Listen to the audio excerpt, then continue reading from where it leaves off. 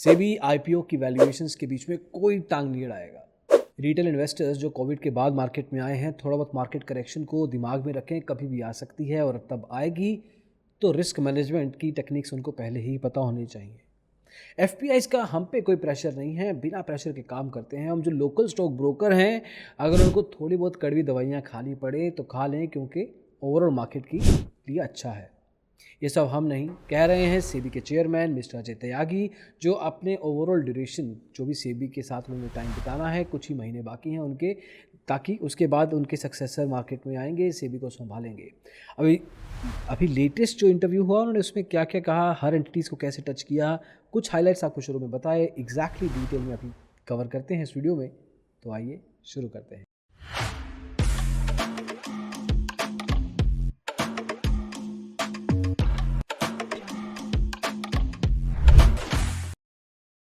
तो दोस्तों, एक वीडियो में हमने कवर किया था कि कैसे 19 साल के एक लड़के ने दिल्ली हाई कोर्ट में जाके ये कह दिया कि सेबी आईपीओ वैल्यूएशंस या चेकिंग बैकग्राउंड चेक कुछ नहीं कर रहा है, कि जो भी कंपनीज मार्केट में आ रही हैं, प्राइस बैंड जो भी डिफाइन कर रही हैं और एक तरीके से इन्वेस्टर्स का नुकसान कर रही हैं। अभी सेबी के चेयरमैन मिस्टर अजय त्यागी ने कहा है कि आईपीओ की वैल्यूएशन में हमारा कोई लेना देना नहीं है। कंपनी खुद देखे उसकी वैल्यूएशन क्या है, इन्वेस्टर्स खुद देखे कंपनी कैसी है।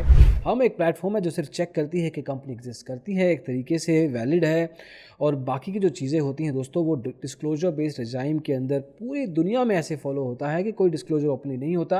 अब स्टार्टअप्स मार्केट में आईपीओ के थ्रू लिस्ट होने की कोशिश कर रही हैं, कुछ आ भी रही हैं। अब startups, this is new for us and at the same time this is new for the traders as well, investors as well। तो एक तरीके से वो ग्रोथ मॉडल पे काम करती हैं। उनका ध्यान ये होता है कि वो जल्दी से ज़्यादा यूज़र्स बनाएं। उनका बिजनेस मॉडल ही कुछ इस तरीके से होता है।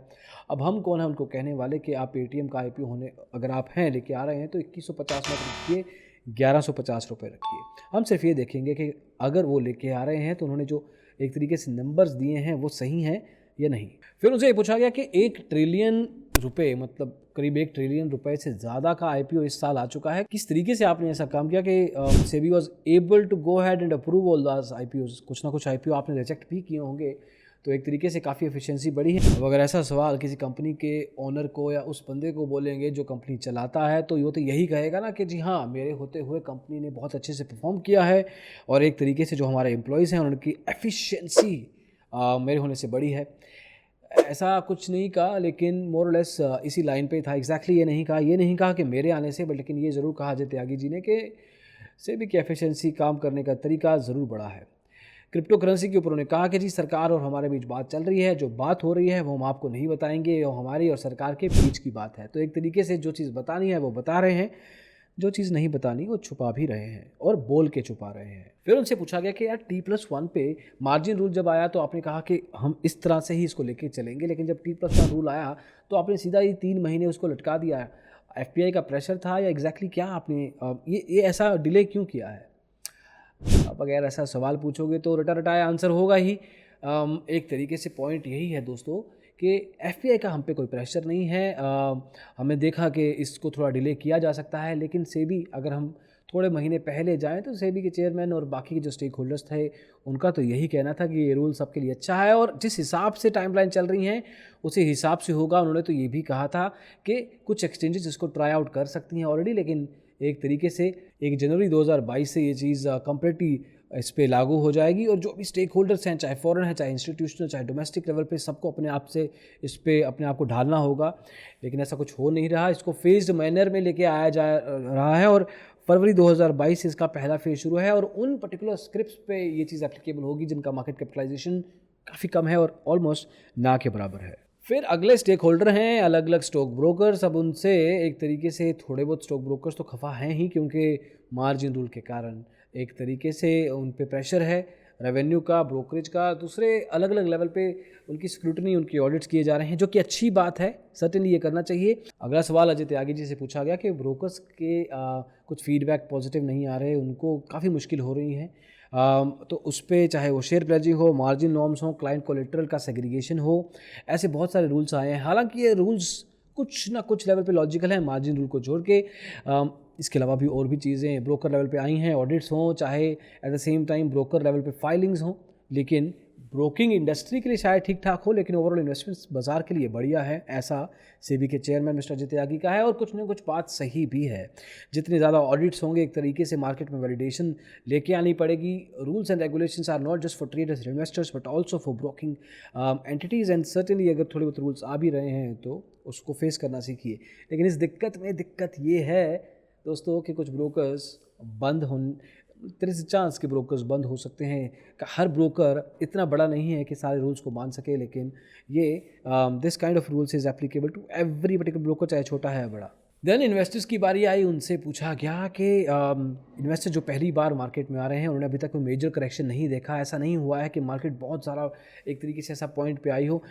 नॉर्मल लेवल पे भी अगर देखें, अगर हम तो कोविड टाइम पे 24-25 हज़ार का सेंसेक्स का इंडेक्स अभी 60,000 को टच करके आ चुका है।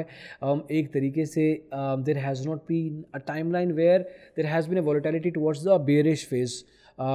तो उस पर मिस्टर अजय त्यागी जी का कहना है कि जी हाँ, that's true, but at the same time this is a responsibility for the investor as well that they have to look at what exactly they are putting their money into, किस तरीके से अपना पोर्टफोलियो मैनेज कर रहे हैं। अगर वो risk taking appetite उनकी ज़्यादा है तो देन द लॉस मेकिंग जो चांसेस होंगे वो भी उनके लिए ज़्यादा ही रहेंगे। Then it is sort of important for the trader, आप सबके लिए, हम सबके लिए ज़रूरी है ये चीज़ कि अगर हमने करेक्शन नहीं देखा है अपने लाइफ टाइम में तो तैयार रहें। और ये भी देखिए कि कौन से पोर्टफोलियो, कहाँ से, कौन से स्टॉक्स, कौन से सेक्टर्स में आप पैसा लगा रहे हैं। इन केस करेक्शन होती है तो कि आप पैनिक सेलिंग करते हैं, कि आपका रिस्क एपेटाइट इतना भी नहीं है जो आपको होल्ड कर सके उस टाइम पे, ये सब चीज़ें इंपॉर्टेंट है। इनसाइडर ट्रेडिंग के ऊपर कुछ ना कुछ इंपॉर्टेंट सॉर्ट ऑफ टेक्स थे इस पे। उन्होंने कहा कि जैसे जैसे मार्केट डेवलप हो रही है, अब देखिए जब बाज़ार बड़ा होता है तो चोरी करने के तरीके भी बड़े होते हैं, नए ट्रिक्स आते हैं। सेबी का काम है कि एक स्टेप अहेड रहना। जहाँ पर इनसाइडर ट्रेडिंग की बात है तो उनको जिसने टिप दिया है और जिसने टिप लिया है, टिपर और टिप्पी दोनों सॉर्ट ऑफ उनके बीच में कनेक्शन बिठाना सेबी का काम है। ऐसा भी हुआ है कि एक इंसान जिसमें कभी भी कोई ट्रेड नहीं किया और एकदम से उसकी लॉटरी लग गई, तो that may be there is a reason कि उसको कोई टिप मिली है ऐसी जिसमें उसने जल्दी से कोई डीमेट अकाउंट खोला, ट्रेडिंग अकाउंट खोला और शुरू किया अपना ट्रेडिंग जर्नी, क्योंकि उसके पास तो टिप थी जो सक्सेसफुल होनी ही होनी है। और बैकग्राउंड में क्या हुआ है ये किसी को नहीं दिखता। तो दोस्तों ये कुछ टेक्स थे मिस्टर अजय त्यागी के। सबसे इंटरेस्टिंग टेक था आईपीओ वैल्यूएशन के ऊपर, और वही हमने इस वीडियो का टाइटल भी बनाया, क्योंकि अगर सेबी वैल्यूएशन नहीं देखेगी दोस्तों तो ये किसका काम है। मतलब कोई भी कंपनी सिर्फ नंबर्स दिखा दे और प्राइस बैंड को बता भी दे कि दिस इज़ अ रीज़न, तो who is going to validate. क्योंकि जो इन्वेस्टर कम्युनिटी है, जो फॉरेन इंस्टीट्यूशन इन्वेस्टर है, जो डोमेस्टिक DII है, उनको तो पता, एक तरीके से उनका एक अंदाज़ा होता है, ग्रे मार्केट प्राइस होता है।